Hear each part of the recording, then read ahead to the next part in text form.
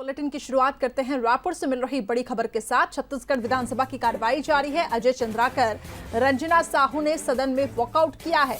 प्रश्नकाल में पूरक प्रश्न पूछने की अनुमति नहीं मिलने से अजय चंद्राकर नाराज नजर आए। रंजना साहू के सवाल पर प्रश्न करना चाहते थे अजय चंद्राकर। धमतरी जिले में धान खरीदी से संबंधित ये सवाल था और दोनों ने सदन से वॉकआउट कर लिया है।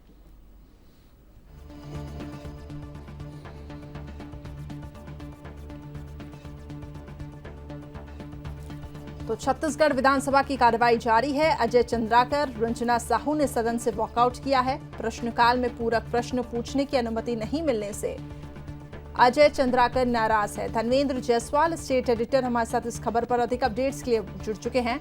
धनवेंद्र जी, आखिरी दिन है आज और सदन गरमाया है, क्या कुछ अब तक देखने को मिल रहा है?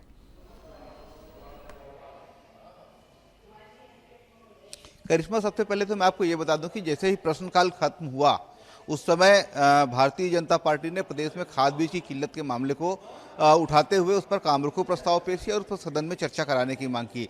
विपक्ष के तमाम सदस्यों ने नेता प्रतिपक्ष धर्मलाल कौशिक, बृजमोहन अग्रवाल, अजय चंद्राकर, नारायण चंदेल और सौरभ सिंह ने इस मामले को उठाया। उन्होंने कहा कि इस मामले में सदन में तत्काल चर्चा होनी चाहिए। किसानों को नकली दवा दी जा रही है, नकली खाद दिए जा रहे हैं, बीज की किल्लत है, बीज में जर्मिनेशन नहीं हो रहे हैं और इस पर पूरे प्रदेश में हाहाकार की स्थिति बनी हुई है।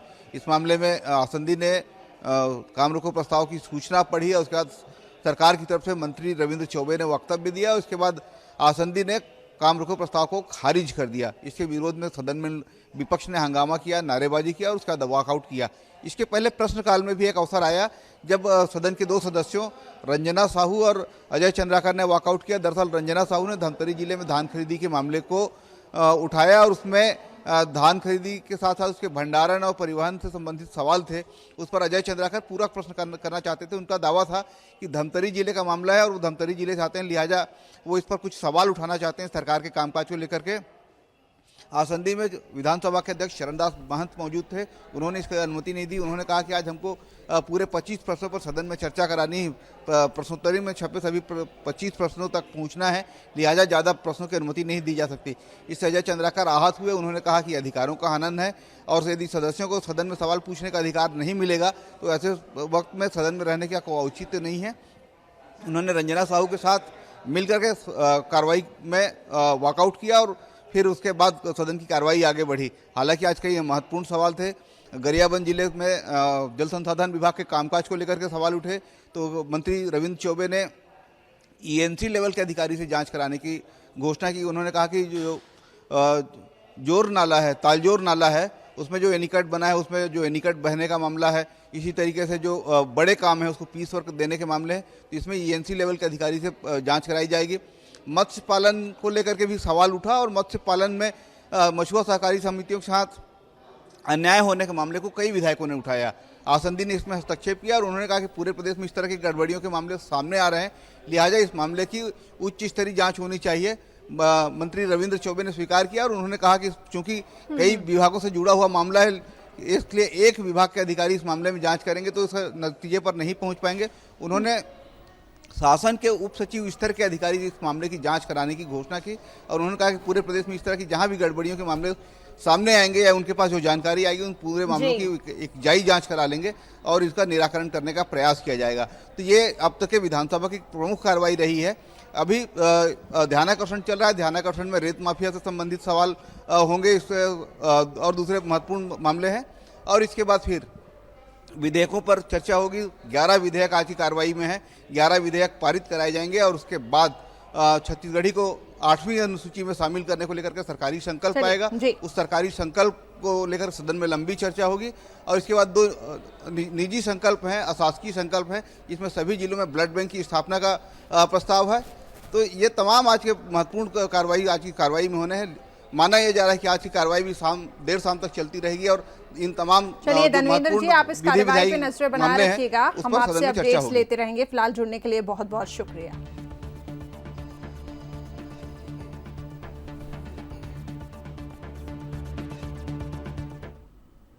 वहीं छत्तीसगढ़ में बीजेपी के कार्यकर्ताओं की नाराजगी अब खुलकर सामने आ रही है, जिसको लेकर सियासी घमासान छिड़ चुका है। कार्यकर्ता अपने ही नेताओं को घेरते हुए उपेक्षा का आरोप लगा रहे हैं, जिस पर कांग्रेस भी अब बीजेपी पर तंज कस रही है। तो बीजेपी प्रदेश अध्यक्ष कार्यकर्ताओं को मनाने की कवायद में जुट गए हैं। देखिए इस रिपोर्ट में।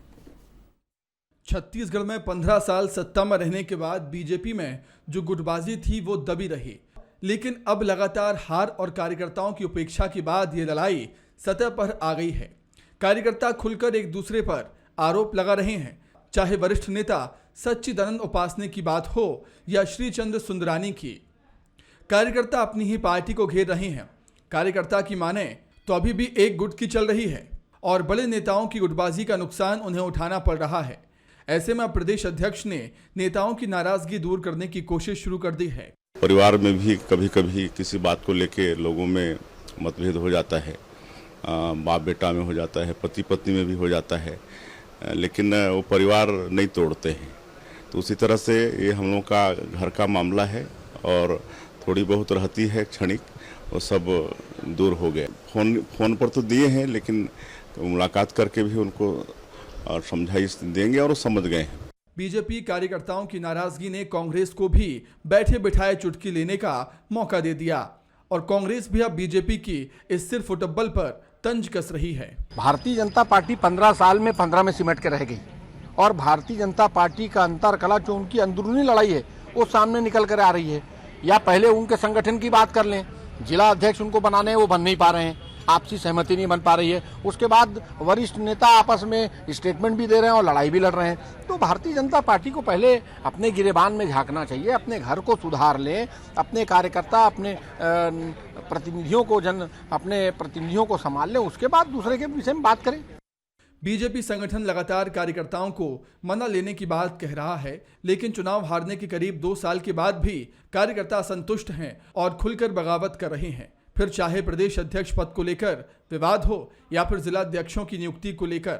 ऐसे में बीजेपी की चिंताएं बढ़ती ही जा रही हैं, जो बीजेपी के लिए अच्छे संकेत तो बिल्कुल भी नहीं है। अभिषेक शुक्ल, बंसल न्यूज, रायपुर। चलिए बढ़ते हैं आगे, रुक करते हैं अगली खबर का। बालोद नगर पालिका में रहने वाले लोगों के लिए एक अच्छी खबर है। नगर पालिका में जल आवर्धन योजना के तहत बनाए गए पंप हाउस के लिए टरबाइन और बड़ी बड़ी मशीनें आ चुकी हैं, जिसे लगाने का काम 1 माह के भीतर पूरा हो जाएगा। पाइप लगाने के बाद जल्द ही लोगों को शुद्ध पानी मिलेगा। नगर पालिका जल कार्य सभापति योगराज भारती ने भी बताया कि शुद्ध जल देने की दिशा में नगर पालिका एक कदम और आगे बढ़ा रही है। मशीनें लग चुकी हैं। पंप हाउस के माध्यम से शहर में 50% आबादी को शुद्ध जल जल्द ही मिलने लगेगा।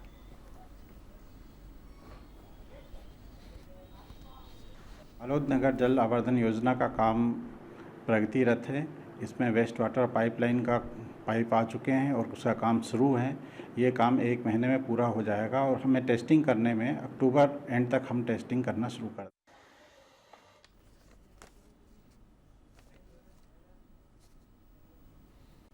वहीं छत्तीसगढ़ में मानसून एक बार फिर से सक्रिय हो गया है। बंगाल की खाड़ी में बने कम दबाव से राजधानी रायपुर समेत प्रदेश के कई ऐसे इलाके हैं जो भारी बारिश की चपेट में आ चुके हैं। मौसम विभाग ने भारी बारिश का अलर्ट जारी किया और जिन जिलों को लेकर मौसम विभाग ने अलर्ट जारी किया है उनमें कोरिया, सूरजपुर, बिलासपुर, रायगढ़, मुंगेली, जांजगीर चांपा, रायपुर, बलौदाबाजार, गरियाबंद, धमतरी, महासमुंद, दुर्ग, बालोद, राजनांदगांव और बेमेतरा जिले शामिल।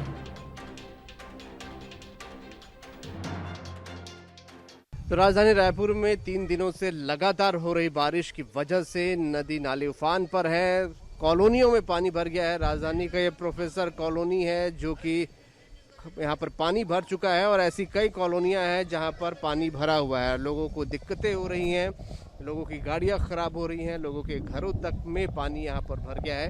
ये तस्वीरें आप यहाँ पर देख रहे हैं और लोगों को इतनी दिक्कतें हो रही हैं यहाँ पर कि 2 दिन से यहाँ पर पानी भरा हुआ है। निकासी की भी कोई व्यवस्था नहीं है।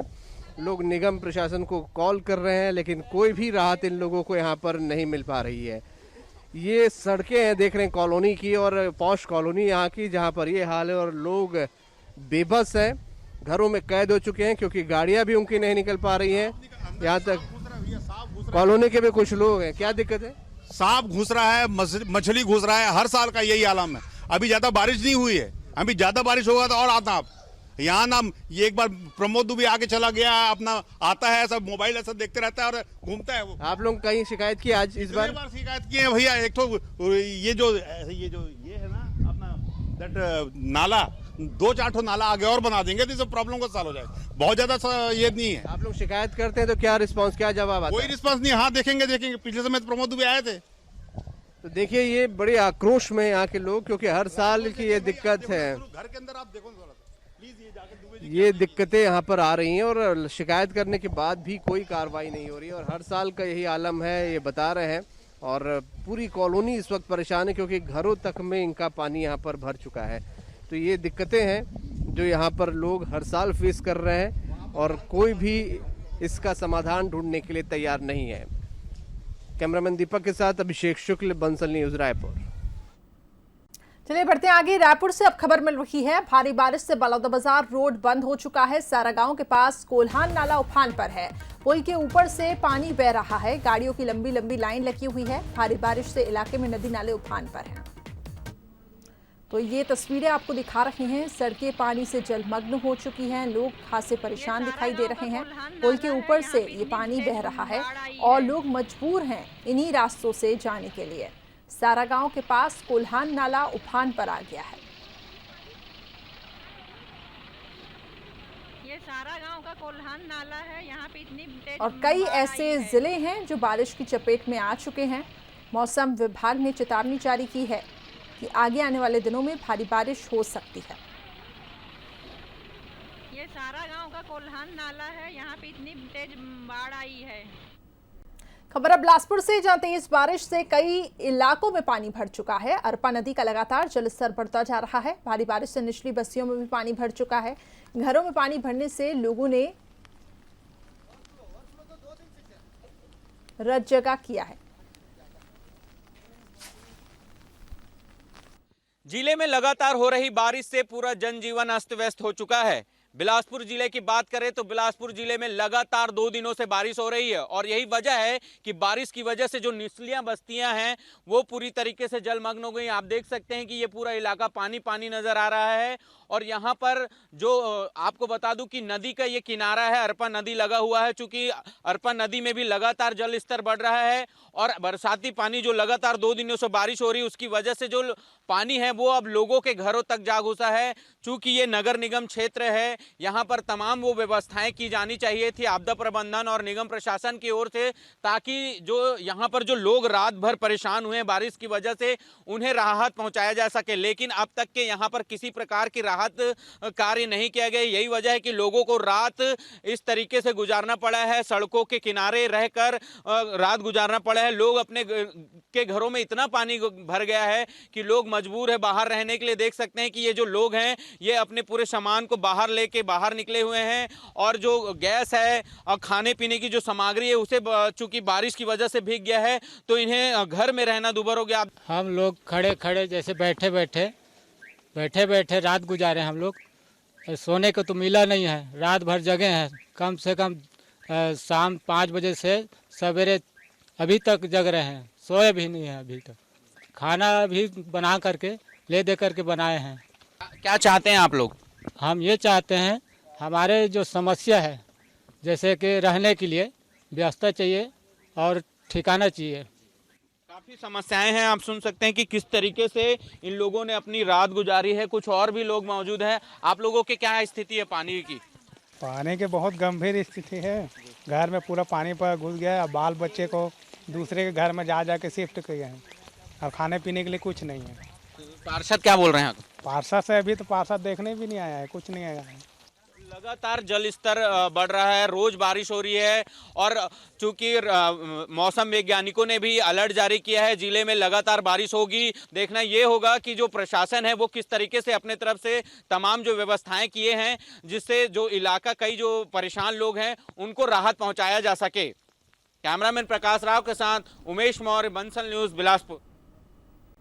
वहीं छत्तीसगढ़ में मौसम ने करवट बदली है और प्रदेश के कई जिलों और इलाकों में झमाझम बारिश का दौर जारी है। बारिश की हम आपको 5 तस्वीरें दिखा रहे हैं। पहली तस्वीर राजधानी रायपुर की है, जहां पर भारी बारिश से 100 से अधिक बस्तियों में जलभराव जैसे हालात बने हुए हैं। दूसरी तस्वीर बिलासपुर की है, जहां पर तेज बारिश से अरपा नदी उफान पर है, जो उसके चलते नदी के तटीय इलाकों में बाढ़ का खतरा मंडरा रहा है। तीसरी तस्वीर भाटापारा की है, जहां पर लगातार हो रही तेज बारिश से जनजीवन अस्त व्यस्त है। लोगों के घरों में बारिश का पानी घुस गया है। नगर निगम की पोल खोलती हुई ये तस्वीर। चौथी तस्वीर बेमित्रा की, जहां पर भारी बारिश से नदी नाले उफान पर है। और पांचवी और आखिरी तस्वीर बड़ौदा बाजार की, जहां पर लगातार बारिश से नदी नाले उफान पर है, जिससे गांव का संपर्क जिला मुख्यालय से टूट चुका है। तो 5 तस्वीरें साफ बयां कर रही हैं कि प्रदेश में किस कदर बारिश ने कहर मचाया है और आगे और तेज बारिश हो सकती है, जिसके चलते कुछ ऐसे ही हालात आगे भी देखने को मिल सकते हैं। हालांकि प्रशासन की टीम अपनी तरफ से मुस्तैद है, एनडीआरएफ और एसडीआरएफ की टीम को तैनात कर दिया गया है, लेकिन सवाल यही है कि किस तरीके से इससे निपटेंगे, क्योंकि ये बारिश लगातार तेज होती जा रही है। भाटापारा, बिलासपुर, रायपुर, कई ऐसे जिले छत्तीसगढ़ के जहां पे तेज बारिश हो रही है और नदी नाले उफान पर है।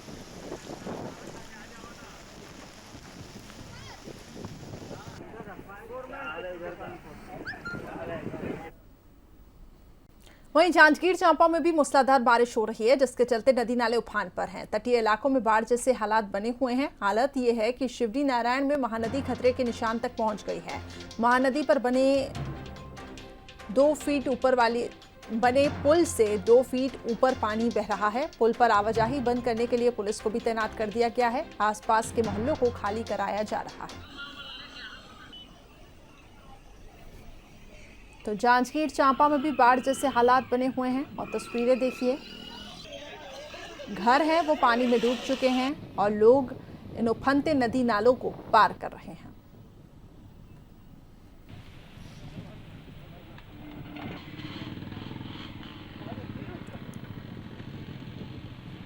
ज्यादा अपडेट के लिए हमारे संवाददाता प्रेम जुड़ चुके हैं। प्रेम, कैसे हालात वहां पर अभी बने हुए हैं और प्रशासनिक तौर से क्या कुछ व्यवस्थाएं की गई हैं? जी, मैं बता दूं कि जांजगीर चांपा जिले में अभी लगातार 2 दिन से मूसलाधार बारिश हो रही है। इसकी वजह से जो शिवनारायण जो महानदी का जो पुल है, पुल के ऊपर से 2 फीट ऊपर पानी जो बह रही है, वैसी सारी जगह में जो नाले हैं, कुंजी नाले, कंजी नाले हैं, सभी में पानी की बहाव बहुत तेज हो रहे हैं, जिसके कारण लोगों में जो आवागमन है पूरे प्रभावित हो गए हैं। वहीं पे लोगों के जो जनजीवन है, कई घर तबाह हो गए हैं, पानी से डूब के क्षतिग्रस्त हो गए हैं। यही अपन जांजगीर चांपा जिले में यही आवागमन जो पूरा प्रभावित हो गई है। जी, चलिए, बहुत बहुत शुक्रिया हमारे साथ जुड़ने के लिए। तो आवागमन पूरी तरीके से प्रभावित है और लोग काफी ज्यादा परेशान बने हुए हैं।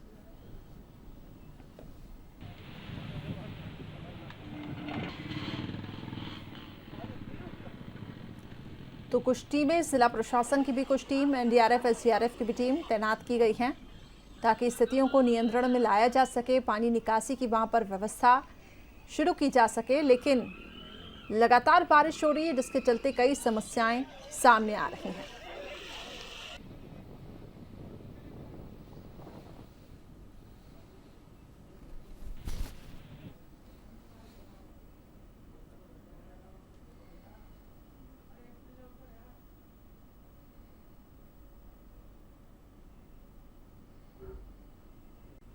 खबर अब रायपुर से, जहां 8 सूत्रीय मांगों को लेकर बस एसोसिएशन ने धरना प्रदर्शित किया। एक दिन में धरने पर बैठे हैं एसोसिएशन। टैक्स माफ करने की कंडीशन पर आपत्ति जताई है। सरकार यदि विचार नहीं करती तो आने वाले दिनों में आंदोलन तेज होगा, ये कड़ी चेतावनी भी दी गई है। बसें आरटीओ में खड़ी करने की चेतावनी दी गई है। तो अपनी 8 सूत्रीय मांगों को लेकर बस एसोसिएशन के जो कर्मचारी हैं वो हड़ताल पर हैं और काफी लंबे वक्त से बैठकों का दौर भी चल रहा है और कोशिश की जा रही है कि इनकी मांगों पर सहमति बन पाए, लेकिन इनको ठीक तरीके से पूरा आश्वासन नहीं दिया जा रहा है, जिसके कारण बसों के पहिए थमे हुए हैं। और संघ संचालकों ने यहाँ पर हड़ताल की है और हड़ताल की वजह है उनकी 8 सूत्री मांगे। हालांकि सरकार की तरफ से उनको कुछ रियायतें दी गई, लेकिन उनका कहना है कि 8 सूत्री मांगे जब तक नहीं मानी जाएंगी वो आंदोलन अपना चालू रखेंगे। हमारे साथ अनुज जी, क्या आप लोगों की मांगे हैं? सरकार ने जो 2 महीने का टैक्स माफ़ करने की बात कही थी, आप लोग संतुष्ट नहीं है? उन्होंने 2 महीने का जो टैक्स मांगे की बात हमारा किया सरकार ने, माननीय परिवहन मंत्री जी ने, उसमें एक कंडीशन लगा दी है। जो कंडीशन लगाया है कि पिछले 3 महीने ड्राइवर कंडक्टरों की सैलरी दें। ड्राइवर कंडक्टर तो वैसे भी डेली बेसिस पे चलते हैं, वो अपना डेली का पैसा लेते हैं, जितने दिन अच्छा लगता है चलाते हैं, जितने दिन अच्छा नहीं लगता छोड़ देते हैं, दूसरे मालिक के यहाँ गाड़ी चलाते हैं। तो ये कंडीशन लगा के टैक्स का सर्टिफिकेट हम उनको कहाँ से प्रोवाइड करवाएंगे? नहीं करवा सकते।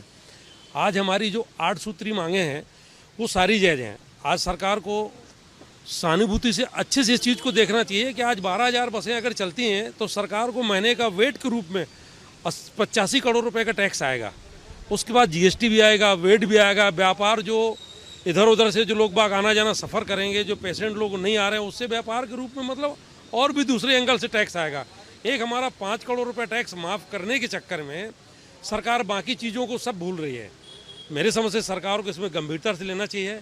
आज बसें देखा जाए तो 1 साल से बंद है, पिछली बरसात से, क्योंकि बरसात में हम लोग का व्यापार नहीं होता।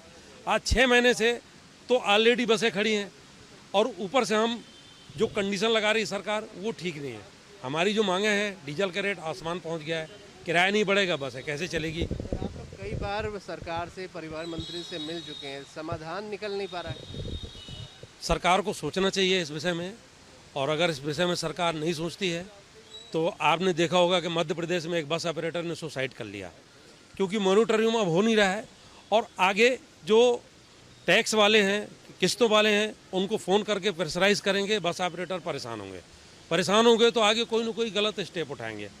हम आज 1 दिवसीय धरना दे के हम सरकार को निवेदन कर रहे हैं। अगर सरकार ने हमारी बात को नहीं सुना तो हम 5 तारीख को सारी बसों को आरटीओ कार्यालय में खड़ा करेंगे, और उसके बाद भी सरकार ने नहीं सुना तो 10 तारीख को हम खारून नदी के पास में हम अपना एक धरना प्रदर्शन करेंगे। उसमें अगर कोई बहुत बड़ी घटना हो जाती है तो उसमें सरकार की जवाबदारी होगी, हमारी नहीं।